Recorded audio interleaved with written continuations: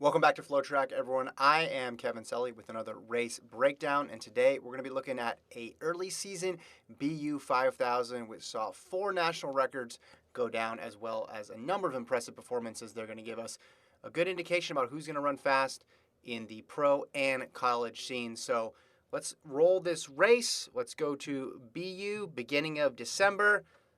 The Sharon Colyear-Danville Invite. Traditionally a very quick race. A lot of the collegians coming off of a cross-country season hop in here.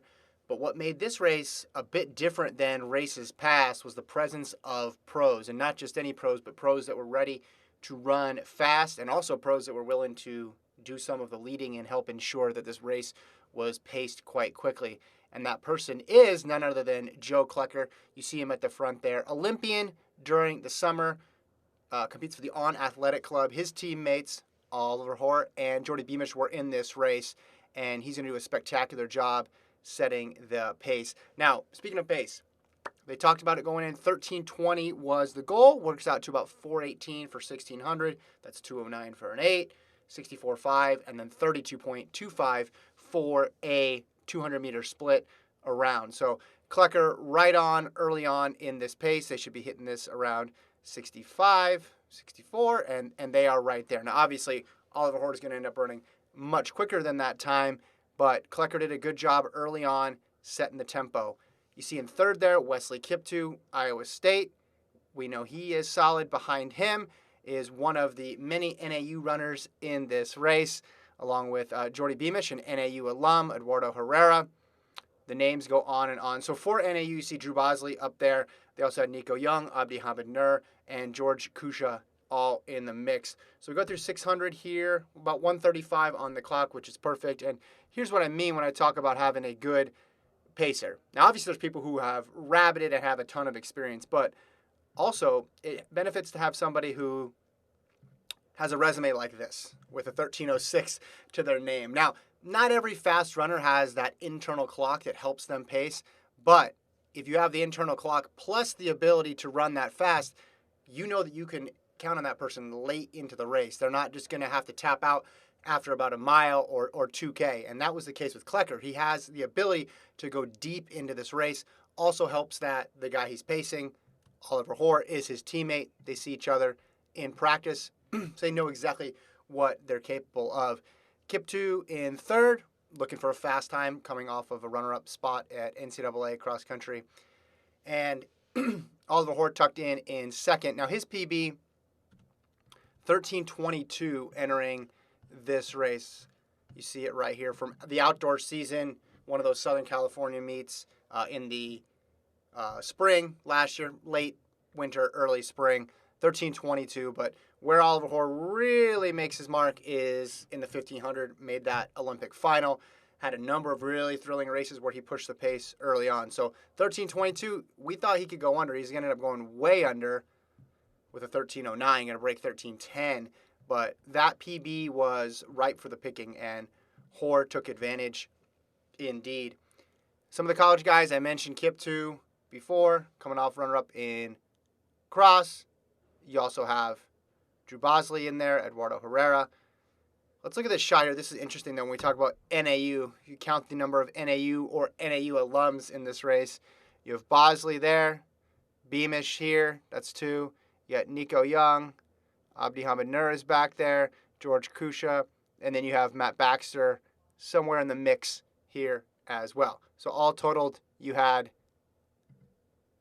4 current NAU runners and then 2 alums in this field. So a heavy NAU field as can be expected. Let's move this along. Let's get the 1600-meter split because Klecker did great work just to click off these laps. And again, I mentioned 4:18 being the target for 13:20.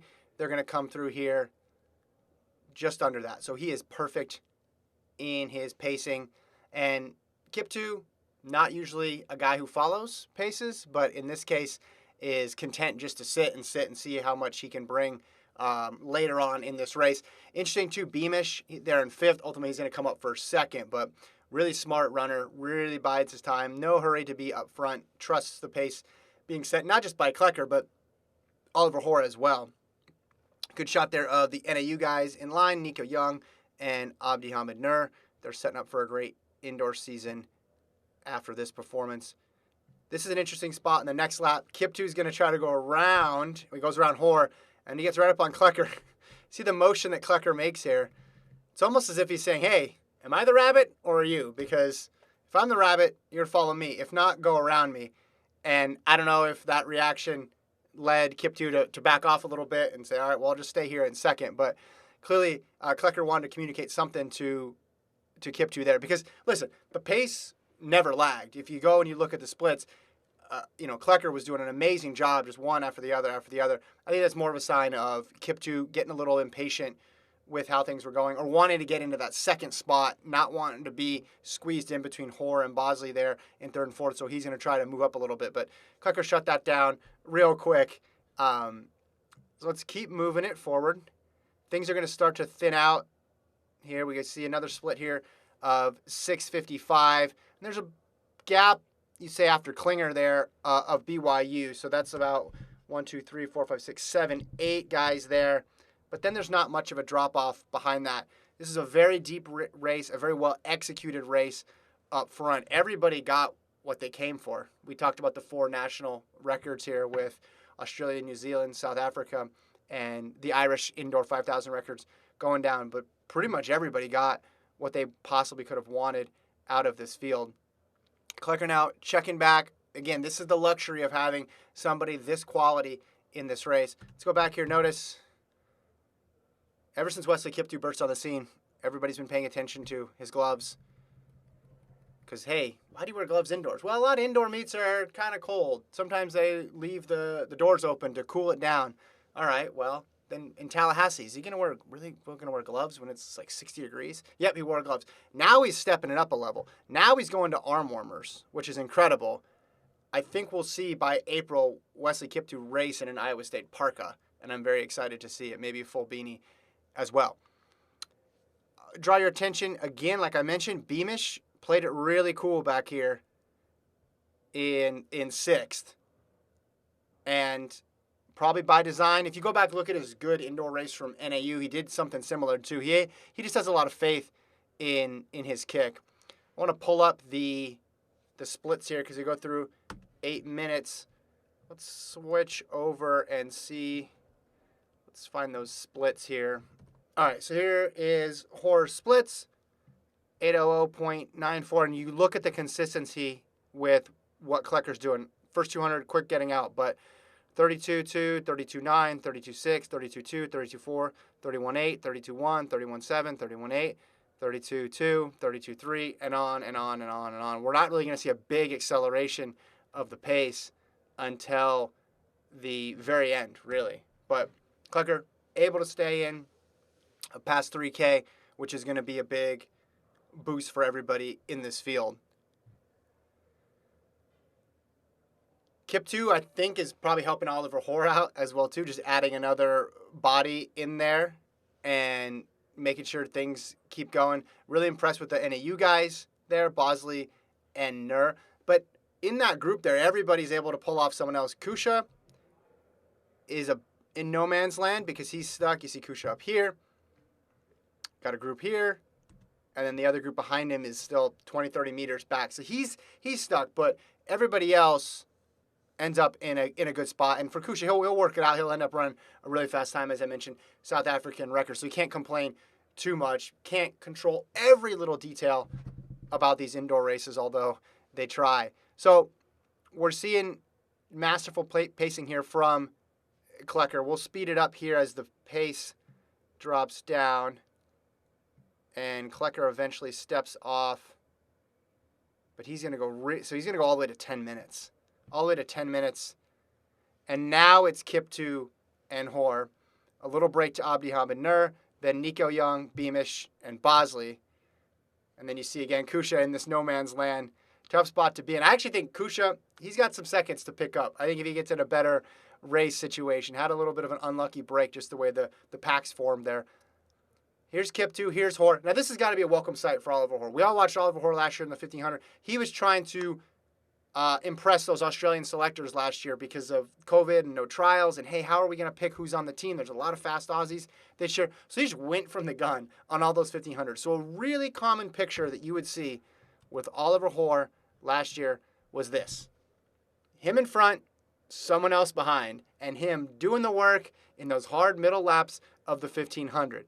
Well, now tables turn a bit, and he gets the benefit of sitting. Got to sit on his teammate Joe Klecker, and now he's getting to sit on Wesley Kiptoo because Kiptoo just happens to be an extremely aggressive runner despite being a collegiate. So this is just a welcome sight for Oliver Hoare. I can wait till the final 400 and then kick, because last year never had that luxury. He couldn't sit and run 337 a whole bunch of times or 340. He had to really go out there and lay down some fast marks, and it worked. Impressed the selectors, got picked, ran the fast time, goes on to Tokyo and makes the final, and he's taken off from there. But this is a great spot for him to be in, because basically what happened was Joe Klecker was the official rabbit, and now Wesley Kiptoo is tapped in as the unofficial Oliver Hoare rabbit for the real hard work, right? These are the really hard laps of the race. Beginning laps, that's just table setting. That's just making sure nobody's going out too fast. This is where you're really clawing with everything you have. And Hoare's going to come up on his shoulder, stay in perfectly good position, not giving up an inch, getting as much as he can after it. But you just look how easy Oliver Hoare looks sitting on the outside, running a bit extra, but indoor you make that sacrifice most times. Not getting a shot of the backpack, but obviously we know the Beamish is going to assert himself and make a big run. And we're going to have some lapped runners here. So here's Hoare queuing up about 12:15 on the clock. So we'll look at these splits because they're going to be quick. Man, they're going to be quick. So 12:15 right here. Zoom in. 12:14 mid, actually. That was a 31.7. So he's immediately, you're about to see him go 28.7 and then 26.7. And then Kiptoo on these ones, he's going to go a 30 and a 29. So on this lap alone, Hoare is going to drop, or going to put 2 seconds between himself and Wesley Kiptoo. And he does it in Oliver Hoare fashion, just gradually pulling away and pressing down on the accelerator, and ends the race pretty quickly at this point. So we're at 300 meters to go, and that's all it took for Ollie Hoare to open this thing up. So now it's just a question of records. It's a question of PBs. Actually, it's not even a question of PBs because 13:22 is the PB. So if you looked at his time, you know that that's gone. The Aussie record's gone as well, too. Just how low can he get it? Facility records at stake as well, too. This facility, one of the fastest in the world, but Oliver Hoare just laying waste to everybody behind him. 13 flat on the clock. That finish line comes up real quick. This is kind of fun thing about BU. He looks like he's in the middle of the curve right now, right? So if this was a outdoor track, about 150 to go. But it's like 13:04 on the clock, just past, let's say just a bit past midway.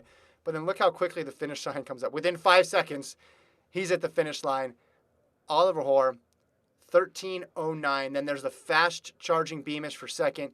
Kiptoo, great run for third. I'll talk more about the collegians in a second. And then you're going to see the NAU posse come through. And Barry Keane's going to be in there as well. Set the Irish record. George Kusha put his hand up there. Matt Baxter, NAU alums. Let's look over it. Let's give you guys a little bit of context of the collegians' performances. Well, here's the times. First of all, Kiptoo 13:14, Nerd 13:22, Nico Young 13:22, Casey Nevelbard 13:24, Sam Gilman 13:25, Keane was 13:25, Bosley 26. So let's look at that all-time list. Kiptoo moves to third, 13:24.74. He was just 1 second off Steven Sambu. Is the Lowy Lalang mark under threat? 13:08 is quick. And I almost thought this would have been Wesley Kiptoo's best chance to get it indoors, because really, why is he going to run indoors early in 2022 for a fast 5K time? He's still going to get his 3K qualifier, but maybe they think, hey, let's not overdo it. Let's just save ourselves for indoor NCAAs, outdoor NCAAs. Let's just do what we need to do to qualify. But if he doesn't want to take a shot, he's 6 seconds away. Going farther down on the list, you see Abdihamid Nur at 11, Nico Young at 12. So some all-time performances there. Gilman, Keene, Bosley, all in there. This was an incredibly deep race. It was underscored. This tweet Gordon Mack sent. These were the top marks, and these all came from this one race. Right? So you have 13:14 all the way to 13:37. Go back a little more than 10 years. This was the top 16 marks for the entire season, 13:36 down to 13:50. So fast begets fast. People try to get in that top 16 because that's what gets you to nationals. No surprise that these guys got going early on, and now everybody's going to have to chase. So 13:37 right now, the time to beat if you want to get into NCAAs. Back to the race and its aftermath. See the last few folks come across, and then we'll get a shot of the very, very happy Oliver Hoare. As I mentioned, the 4 national records, all-time NCAA marks as well, too. Everybody got what they wanted out of this race. Nur and Oliver Hoare having a moment here. Actually, I want to turn this up because Oliver Hoare gets very excited. If I had the ability to do sound, you can see it here, right? He's happy. Jordy Beamish is happy. This is good news for both those guys because they're 1,500-meter guys. So what's it say about them if they have 13:09 and 13:12 strength? So look how fired up he is. Coach giving a hug there. So everybody is happy. Everybody had a early holiday gift here too, as Oliver Hoare giving high fives. And there's the woo. There it is. There's the woo from Oliver. Let's one more time. One more time. Happy for the teammate. Happy for everybody else in the race. And then, I don't know if he just saw the time again or what, but something just gets into him. Well, there it is. Woo! Woo! That's a big time woo for Oliver Hoare. Congrats to him. Great race. Check it out. I'll have another BU breakdown coming up. And then when we get into 2022, we're going to start by looking back at some of the top sprinters in the world, breaking down some of the races from this past summer and tell you what to look forward to in 2022. I'm going to do that with a special guest. So stay locked on the FloTrack YouTube channel. Subscribe, join the FloTrack podcast YouTube channel as well, too. Check all that out. We'll be back next time. See you guys.